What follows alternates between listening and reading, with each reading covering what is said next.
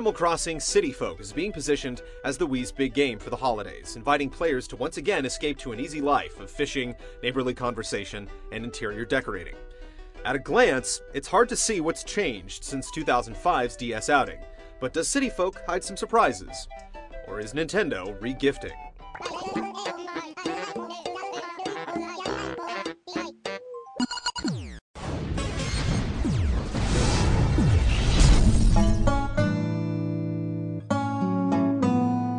When you first start City Folk, you can either create a new character or migrate from the DS game. By downloading a special application from the Wii, you can transfer your character, current outfit, and item catalog, allowing you to repurchase rare items without months of shopping and trading with friends. Like earlier titles, you can start life in your randomly generated town by choosing a vacant house and running a few tutorial errands for convenience store tycoon Tom Nook. After an hour or so, you're set free to do as you please. Unlike many games that can be completed in a marathon session over the weekend, Animal Crossing is meant to be played for a couple of hours daily over the course of weeks and months. The in-game clock matches the real world, so if you want to go fishing at sunrise or catch a Saturday night concert, you'll need to plan your week accordingly, or adjust the internal clock on your system. Consequently, you can play all day without seeing much that's new, but as the days pass, neighbors move in and out of town, varieties of bugs and fish change with the seasons, and specific dates bring holidays and fishing tournaments. As the name suggests, City Folk's biggest addition is the ability to take the bus to a concrete jungle of scum and villainy. Well, not so much.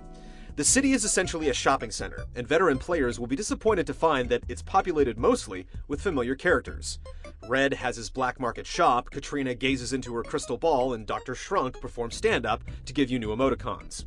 Harriet's salon offers me makeovers in addition to hairstyles, and a new auction house lets you bid on items among friends online, but in general, the city really doesn't feel new or enticing. Online play works just like the DS game. After trading info with friends, you can either open your gate to let in 3 other players, or travel to one of your friends' towns. Each town is significantly different, with native fruits and shop items that vary from town to town.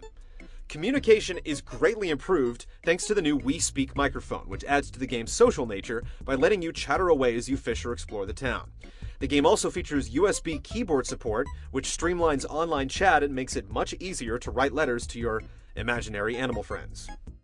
There are a few additions here and there, but in general, City Folk sticks close to the Animal Crossing formula, and the city is just a new home for old faces.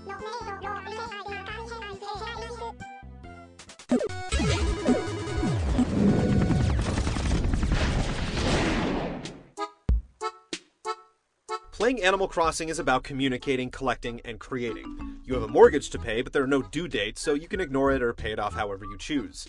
Talking with animal neighbors, running errands, and sending letters is often rewarded with gifts in return. As silly as it sounds, it's easy to connect to the different personalities, and animals will worry if you've been away for a while or if you get stung by bees. They may approach you to buy an item you're carrying, or even ask you to play a game of hide and seek. There are tons of collectibles, like furniture sets, shirts, wallpaper, fish, fossils, and so on.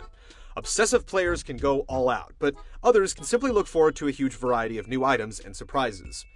Or that's the way it should be. Unfortunately, recycled content strikes again. Veteran players will recognize most of the game's collectibles, and there aren't any new item groups either. More decorative types may focus on fashion and design. You can start a local trend by creating a GT t-shirt and displaying it at the local store. As you pay off your house, you'll have opportunities to expand it multiple times, giving you more room to place furniture that matches your style. And outdoors, you can do some minor landscaping by planting trees and flowers and chopping down trees that you don't want. The Wii Remote doesn't add much. The pointer is used to navigate menus or to move your player as an alternative to the analog stick. Simple motions let you swing your net or reel in a fishing line, and the control pad features handy shortcuts that let you switch your pocket tools without opening a menu.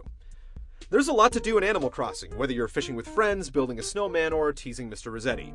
The problem is that it's the same things we've been doing for years. There's really not much gameplay per se. It's more of a series of tedious exercises that have to be completed to collect more stuff.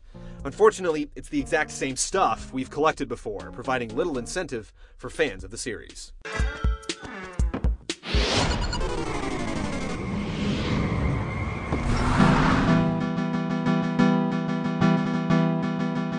We're starting to sound like a broken record, but City Folk's presentation suffers the most from recycled assets.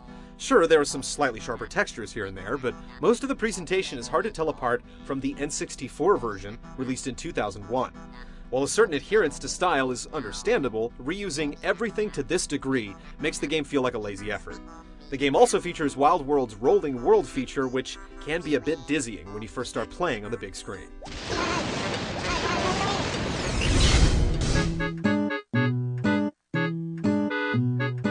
It's been 3 years since the previous Animal Crossing on the DS, but City Folk is virtually identical and costs $20 more. If you're new to the series, or skip the portable version, it's a charming game that can become addictive for those who like to collect things. But if you've played Animal Crossing in the past and got your fill before moving on, both you and your wallet will feel an overwhelming sense of déjà vu.